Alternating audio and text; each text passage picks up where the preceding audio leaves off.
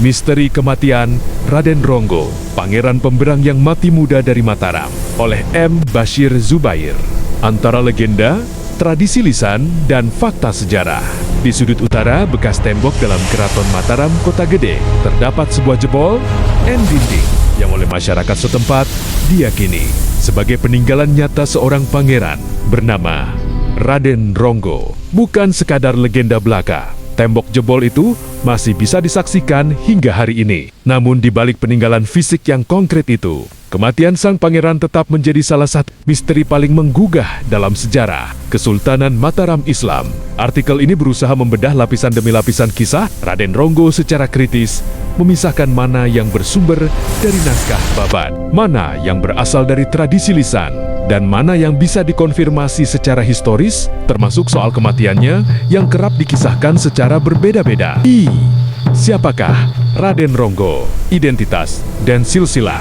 Raden Ronggo adalah putra Panembahan Senopati Danang Sutawijaya, pendiri dan raja pertama Kesultanan Mataram Islam yang berkuasa antara 1587 sampai 1601 M. Namun, siapa ibunya masih menjadi perdebatan di kalangan peneliti dan pemerhati sejarah.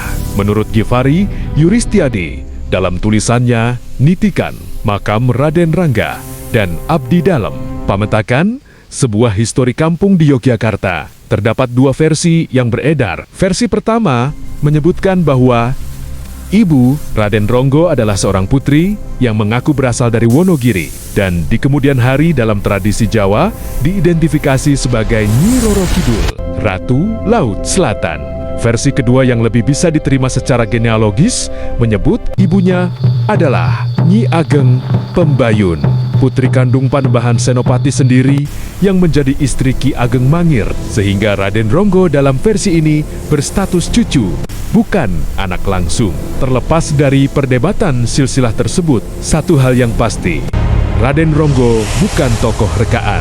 Makamnya secara fisik dapat dikunjungi hingga hari ini di Kompleks Makam Nitikan, Kelurahan Sorosutan, Kapanewon Umbul Harjo, Kota Yogyakarta. Karakter yang kontroversial, berbagai sumber dari babat Tanah Jawi, antologi cerita rakyat Daiwai, karya Danu Priyo Prabowo, hingga keterangan lisan yang dikumpulkan oleh para peneliti. Sepakat pada satu gambaran, Raden Ronggo adalah pemuda yang memiliki kesaktian luar biasa, namun temperamen yang sangat buruk. Ia digambarkan sering bertindak suwanangguwenong terhadap rakyat jelata, bahkan kerap menganiaya dan membunuh orang yang berani menantangnya. Sujipto Abimanyu dalam kitab terlengkap Sejarah Mataram menyebutnya sebagai sosok yang sakti, mandraguna, namun juga pemarah dan suka memukul. Kesaktiannya disebat-sebat melampaui banyak kesatria Mataram pada masanya. Namun justru kesaktian itulah yang membuatnya merasa tak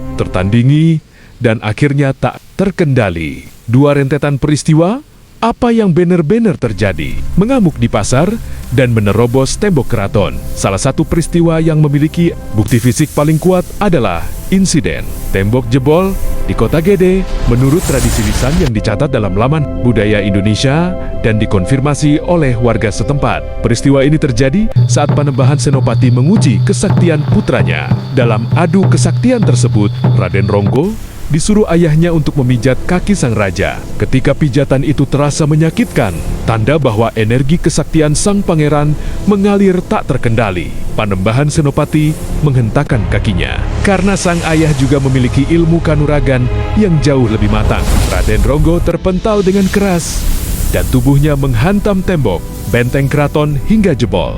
Bekas jebolnya benteng sampai sekarang masih ada di Kota Gede, di Kampung Dalam Utara, Budaya Indonesia. Mengutip tradisi lisan setempat, peninggalan fisik berupa tembok jebol ini menjadi salah satu dari sedikit bukti material yang dapat dikonfirmasi dalam kisah Raden Ronggo. Tempat ini bahkan hingga kini menjadi salah satu situs yang dikenal warga Kota Gede sebagai petilasan yang berkaitan dengan sang pangeran.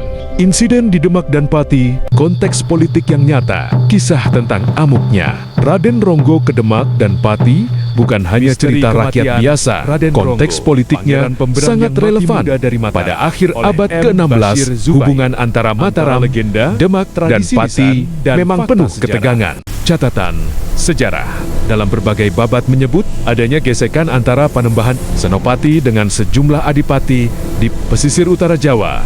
Adipati Pragola dari Pati sendiri kemudian tercatat melakukan pemberontakan terhadap Mataram pada tahun 1600 M. Konteks yang menunjukkan bahwa kisah ketegangan antara keluarga Mataram dengan Pati dan Demak memiliki akar historis yang nyata, bukan semata fiksi. 3 misteri kematian, fakta, versi, dan analisis. Yang pasti, Raden Ronggo mati muda. Ini adalah fakta yang tidak terbantahkan. KRMT Lebar, Nuki Mahendranata Nagoro, pemerhati sejarah asal Solo yang mengunjungi petilasan Panembahan Senopati di Kota Gede, menegaskan penyebab wafatnya Raden Rangga masih terselubung misteri hingga kini. Hanya saja, makamnya dapat ditemui di wilayah Nitikan. Pada makam tersebut tidak tertera tanggal kematiannya secara pasti. Solopost.com mengutip keterangan KRMT Lebar, Nuki Mahendranata Nagoro, diperkirakan Raden Ronggo wafat pada pertengahan abad ke-17.